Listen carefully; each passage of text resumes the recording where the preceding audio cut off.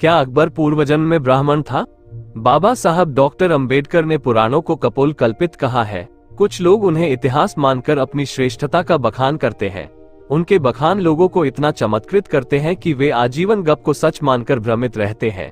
एक तार्किक के नजरिए से कहा जा सकता है कि पुराणों में वह सब कुछ है जो आपका जीवन बर्बाद कर सकता है, आपको इतना दिग्भ्रमित कर सकता है कि आप स्वस्थ और वैज्ञानिक चेतना का कभी कोई लाभ नहीं उठा सकते हैं। आइए आज गप्पों की भीड़ से एक गप पर हम भी नजर डालते हैं। अकबर और बीरबल की कहानियां तो सभी ने सुनी होगी, पर कम ही लोग जानते होंगे कि अकबर पूर्वजन्म का ब्राह्मण था। जिस तरह पुराणों में राम और कृष्ण का बखान किया गया है और उनके पूर्व जन्मों के बारे में लिखा गया है, उसी तरह अकबर की भी प्रशंसा की गई है तथा उसके पूर्व जन्म के बारे में भी लिखा गया है। जी हाँ, उसी अकबर के बारे में जो भारतीय इतिहास का एक अमर पात्र है और जिसको पराजित करने के लिए आज भी गप्पों और झूठ का एक महाजाल बुना जा रहा है। गीता प्रेस गोरखपुर ने लंबे समय तक हिंदी भाषी जनता के दिमाग की कंडीशनिंग करने के लिए पुराणों और दूसरे गप्पों को रोचक और सम्मोहक भाषा की चाशनी में लपेटकर किताबें प्रकाशित करता रहा है।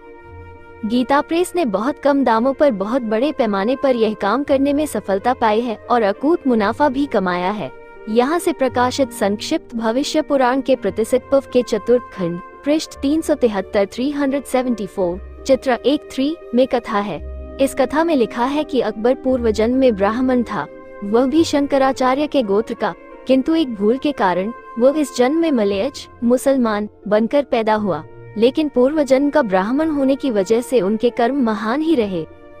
कथानुसार प्रयाग इलाहाबाद में एक मुकुंद नामक ब्राह्मण अपने 20 शिष्यों के साथ तप करता था, पर जब उसे पता चला कि मलयच बाबर ने भारत आकर देवी देवताओं की मूर्तियां नष्ट कर दी, तो उसने दुखी होकर अपने सभी शिष्यों के साथ आत्मदाह कर लिया और यही मुकुंद ब्राह्मण अगले जन्म में अकबर बनकर पैदा हुआ। एक तपस्वी ब्राह्मण मलयच योनि में कैसे पैदा हुआ? एक बार जब मुकुंद ब्राह्मण गाय का दूध पी रहा था तो उसने अज्ञानतावश दूध के साथ गाय का रोम बाल भी पी लिया था। इसी दोष के कारण वह अगले जन्म में मलयच बनकर पैदा हुआ। इसी मुकुंद ब्राह्मण के 20 चेले अगले जन्म में बीरबल और तानसेन वगैरह बनकर पैदा हुए, जिनकी सहायता से उसने राजकाज किया। ये लोग अकबर के नवरत्न बन गए। आगे इस कथा में ये भी बताया गया है कि मुकुंद ब्राह्मण का नाम इस जन्म में अकबर क्यों पड़ा। असल में जब अकबर का जन्म हुआ तो हुमायूं को एक भविष्यवाणी हुई कि तुम्हारा पुत्र बड़ा प्रतापी और भाग्यशाली होगा। यह अकस्मात वरदान की प्राप्ति के साथ पैदा हुआ है, इसीलिए इसका नाम अकबर होगा। खैर, ये तो संपूर्ण कथा थी, पर अब इस पौराणिक कथा के पीछे छिपे ब्राह्मणी पाखंड और झूठ को समझते हैं। पहली बात तो ये है कि अकबर के नामकरण की जो बात इस पुराण में लिखी है वो बिल्कुल बकवास है। शायद दपोर्शन पंडों को पता नहीं होगा कि अकबर का असली नाम जलालुद्दीन था।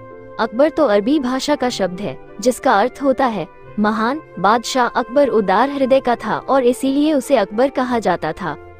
दूसरी बात, इसमें लिखा है कि हुमायूं को आकाशवाणी हुई थी, तो विचार करिए कि यह कितनी झूठी बात है। अबुल फजल ने आईने अकबरी की रचना की जो अकबर की जीवनी है, लेकिन इसमें आकाशवाणी जैसा तो कोई उल्लेख ही नहीं है। इससे पता चलता है कि पौराणिक ब्राह्मण झूठ की झड़ी लगा देते थे। आप इसी से समझ लें कि इस तरह से ही इन्होंने कंस को कृष्ण के पैदा होने की भी आकाशवाणी करवाई होगी, जैसे यहाँ अकबर के जन्म पर करवा दी। तीसरी बात, कहते हैं कि गाय के रोम रोम में देवताओं का वास होता है, फिर भूलवश गाय का एक रोम पी जाना दोष कैसे हो गया? ऐसे तो बहुत सारे लोग मलयच बनकर पैदा होने वाले हैं, और फिर यदि गाय का रोम भक्षण करने से अगले जन्म में गाय भक्षण करने वाला बनकर पैदा होना है तो गाय पालने का क्या फायदा हुआ? चौथी बात, जब मुकुंद ब्राह्मण ने बाबर के उपद्रव की वजह से आत्मदाह किया था तो अगले जन्म में उसका उसी बाबर के कुल में पैदा होना कितना भयानक है। और यदि गाय के रोम भक्षण की वजह से मुकुंद ब्राह्मण मुस्लिम बना तो उसके चेले किस अपराध की वजह से अगले जन्म में अब्दुल रहीम खान ए खाना, फैजी और अबुल फजल आदि बनकर पैदा हुए? यह विचार करने की बात है कि आज जिस अकबर को नीचा दिखाने के लिए इतिहास से छेड़छाड़ की जा रही है, उसे ब्राह्मण पुराणकारों ने पूर्वजन्म का ब्राह्मण क्यों कहा होगा? क्या इसलिए कि उससे उन्हें मोटा इनाम चाहिए था? क्या इसलिए कि उसने राजपूत घरानों में रिश्ते जोड़े? क्या इसलिए कि हिंदू धर्म के तथाकथित अगुए अपनी जेब मिटा रहे थे? जो भी हो, लेकिन उन्होंने संघ और भाजपा की ट्रोल आर्मी और करणी सेना जैसे आतंकी संगठनों के सामने एक बड़ी जिम्मेदारी सौंप दी है कि वे लोग भी अकबर की असलियत बताने के लिए कोरी, बकवास और गप से भरे पुराणों को उसी तरह आग के हवाले करें जैसे 1927 में बाबा साहब डॉक्टर अंबेडकर ने मनुस्मृति को किया था। अगर वे ऐसा नहीं करते हैं तो यही माना जाएगा कि वे काया और बेपेदी के लोटे ही नहीं है, बल्कि समाज में झूठ और बकवास फैलाने के अलावा कुछ नहीं कर सकते। ये हिम्मत उनमें है कि नहीं, यह आने वाले समय में दिखेगा। वास्तव में पुराणों में लिखी राम, कृष्ण, शिव, दुर्गा और विष्णु की भी कहानियां मुकुंद ब्राह्मण की कहानी की तरह कोरी गप्पे हैं, और इन देवी देवताओं के चमत्कार की जो बातें लिखी हैं, वे भी पुनर्तः कल्पना मात्र है।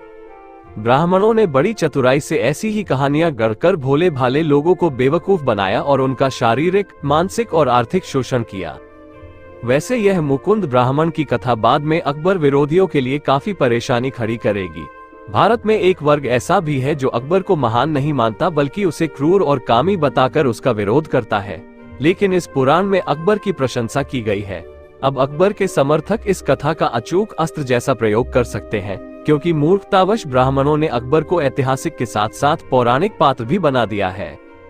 इस प्रसंग के बाद भी यदि अंधभक्त मनुवादियों द्वारा लिखित कपोल कल्पित कथा कहानियों को सत्य मानते हैं, तो ये कहना अनुचित नहीं होगा कि उनके दिमाग में सिर्फ और सिर्फ गोबर भरा पड़ा है। धन्यवाद। सभार शूद्र शिवशंकर सिंह यादव, मोबाइल नंबर 7756816035।